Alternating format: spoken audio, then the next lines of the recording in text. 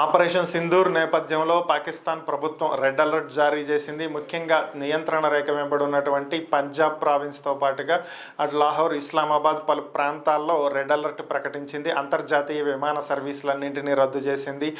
స్కూళ్లకు సెలవులు ప్రకటించడం జరిగింది. తీరరేఖ వెంబడి ఎవరిని వెళ్ళొద్దని చెప్పింది. ఇక అమెరికా కూడా పాకిస్తాన్లో ఉన్నటువంటి తమ పౌరులకు అడ్వైజరీ జారీ చేయడం జరిగింది. అమెరికా రాయబార కార్యాలయం నుంచి వచ్చినటువంటి అడ్వైజరీ ప్రకారం దాడులు జరుగుతున్నటువంటి ప్రాంతాలకు ప్రయాణాలను నిలుపు చేసుకోవాలని, అలాగే సమస్యాత్మకమైనటువంటి ప్రాంతాలకు వెళ్ళేటువంటి ప్రయాణాలను నిలుపు చేసుకోవాలని, ఎవరు బయటకు వెళ్ళొద్దు అంటూ హెచ్చరికలు జారీ చేయడం జరిగింది. పాకిస్తాన్లో ఉన్నటువంటి తమ పౌరులు వీలైనంత వరకు ఇళ్లల్లోనే ఉండాలని, బయట ఎక్కడా తిరగొద్దని, పరిస్థితులు చేదాటే వరకు పరిస్థితులు ఇలా ఉన్నటువంటి వరకు బయట ఎక్కడా ప్రయాణాలు పెట్టుకోవద్దని, వీలైతే తిరిగి స్వస్థలాలకు వచ్చేయాలని కూడా ఆదేశాలు జారీ చేసింది.